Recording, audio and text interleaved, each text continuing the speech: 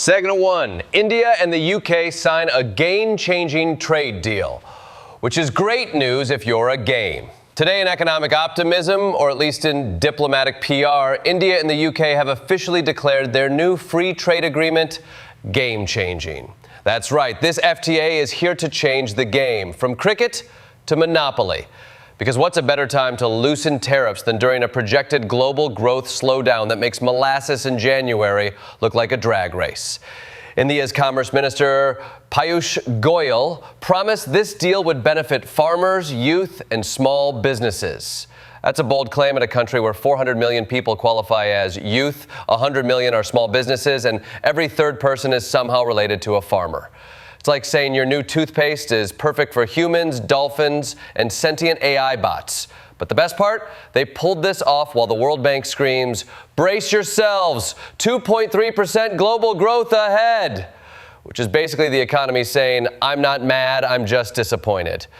And let's be honest, when a former colonial power and its former colonies sign a trade deal, that's not economics, that's closure. Segment 2. Modi charms the Maldives, diplomacy with a side of geopolitics. Meanwhile, Prime Minister Modi doubled down on India's neighborhood-first policy by cozying up to the Maldives. He met with the Maldivian vice president and promised to deepen ties, which in diplomatic terms is like going on a second date and bringing a loan application. Let's be clear, this isn't just about regional friendship. This is the Indian Ocean version of, "Hey China, we see you creeping." The Indian Ocean is the world's least chill hot tub. You've got the U.S. doing cannonballs, China hogging the jets, and India going, "Can we all just enjoy the water while I install this tracking beacon?" Modi's Maldives move isn't just about development aid. It's about influence. It's the geopolitical version of buying the barista coffee at your rival's favorite cafe. Segment 3, Sansad Ratna Awards, because even lawmakers need gold stars. In domestic news, 17 Indian MPs were awarded the Sansad Ratna Awards for outstanding parliamentary performance, because nothing motivates elected officials like shiny paperweights. Among the winners were Supriya Sule, Ravi Kishan, and Arvind Sawant, each representing different political parties, but all united under the motto, "We showed up," mostly. It's like the Oscars, but instead of actors pretending to be lawyers, it's actual lawmakers pretending to legislate. And yet, the same day, the parliamentary affairs minister was like, "By the way, disruptions in parliament are mostly the opposition's fault." That's right. Parliament is becoming your aunt's Thanksgiving dinner. Lots of yelling, someone always storms out, and grandma doesn't understand why the cranberry sauce is on fire. Segment 4, India's ID debate. Who are you and how many cards do you have? The Association for Democratic Rights is suing the Election Commission for refusing to accept Aadhaar, voter ID, and ration cards as standalone proof of voter eligibility. Because in India, it takes more ID to vote than to buy a cow. This is peak bureaucratic logic. Your government-issued IDs aren't valid for government use. It's like showing your birth certificate at the DMV and being told, "We need a second birth." Opposition leader Rahul Gandhi jumped in, claiming that the BJP and the Election Commission are basically sharing locker rooms. Allegations of bias in a democracy? Why, I never. Meanwhile, voters are stuck playing Pokemon Go ID edition. Gotta catch all three. Segment 5, Tour de France halted by cattle disease. The real beef was with nature. In Europe, the Tour de France was cut short by cattle disease. Yes, stage 19 of the world's most prestigious cycling event was sidelined by a cow epidemic. In other news, France has officially lost its war with livestock. The good news? At least it wasn't Lance Armstrong's fault this time. Let's be honest, when your race is halted by diseased cattle, your sport is either too intense or not intense enough. It's like NASCAR being delayed by a raccoon protest. Still, the cyclists weren't mad. They were just relieved no one asked them to race through another mountain pass at 50 kilometers per hour in spandex. Oh no, disease. Guess we'll have to rest. Segment 6, ICJ declares climate inaction could be illegal. Planet Earth lawyered up. On July 23rd, the International Court of Justice issued a landmark opinion. If you're a country and you're not doing enough to fight climate change, you might be breaking international law. That's right, Earth just hired a lawyer. And not the fun kind who gets you out of a parking ticket. The Hague kind. The we've got subpoenas and no chill kind. The opinion opens the door for climate reparations, which means fossil fuel giants may soon find themselves writing checks, not just to shareholders, but to the entire Pacific Ocean. The ruling was pushed by Vanuatu and supported by over 130 countries. That's the legal equivalent of a conga line of tiny island nations dancing into court yelling, "Pay us!" Segment 7, White House AI Action Plan, Intelligence over Environment. Meanwhile, the U.S. White House unveiled its AI Action Plan, which includes faster permitting for energy-hungry data centers. And if that means rolling back clean air and water protections, well, sorry, nature, your upload speed is too slow. The administration framed environmental regulations as radical climate dogma. You know, because breathable air is apparently woke now. This sets up a beautiful contradiction. On one hand, we've got the ICJ saying climate inaction is illegal. On the other, the U.S. going, sure, but what if we taught ChatGPT to build tanks? The real irony, these AI systems are being trained to fight climate change, while the data centers needed to run them are single-handedly turning Arizona into Mars. Segment 8, AI goes nuclear, tech bros discover atoms. In an effort to power their AI ambitions, tech giants like Meta, Google, and Amazon are now turning to nuclear energy, because nothing screams safe, clean innovation like adding uranium to the cloud. UN Secretary General Guterres asked for renewables by 2030. Big tech responded, how about nuclear by Thursday? It's a classic Silicon Valley compromise. Pretend to care, then do the opposite. Faster, louder, and with more plutonium. Segment 9, NFL finds 100 players from touchdowns to ticket scandals. In America's second favorite sport, outrage, the NFL fined more than 100 players for reselling their Super Bowl tickets above face value. The league was like, we're all about profit, unless it's yours. Let's be honest, football players make millions and still tried to scalp tickets like they're at a college door with a Craigslist account. Roger Goodell's message was clear.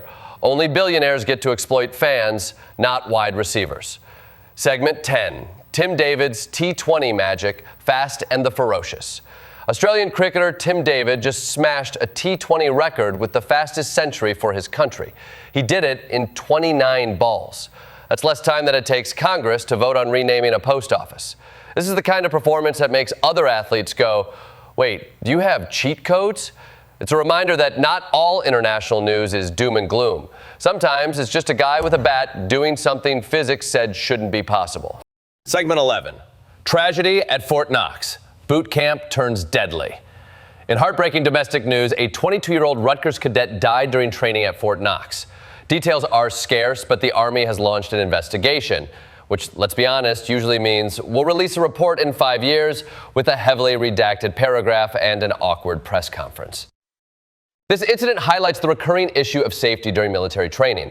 We like to romanticize boot camp in movies, push-ups, grit, camaraderie. But in real life, when safety protocols fail, the consequences are fatal. The Army's statement probably included words like deeply regret and standard procedure. You know, the same language you hear when your airline loses your luggage, except this time, it's a human life. It's a reminder that being a soldier doesn't start on the battlefield. It starts in training.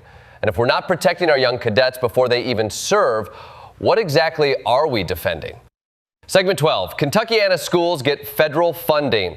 Chalkboards, and cheer. Let's shift gears to some actual good news. The Department of Education released federal funds for schools in Kentuckiana, and local officials basically broke into a spontaneous jazz hands routine. When schools receive unexpected funding, it's like finding a $20 bill in your winter coat. If your winter coat was public education and the $20 was enough to maybe afford a new science textbook from this decade. Teachers can now upgrade from glue sticks made in 2003 to, I don't know, maybe chairs that don't squeak like dying hyenas every time a kid shifts in their seat.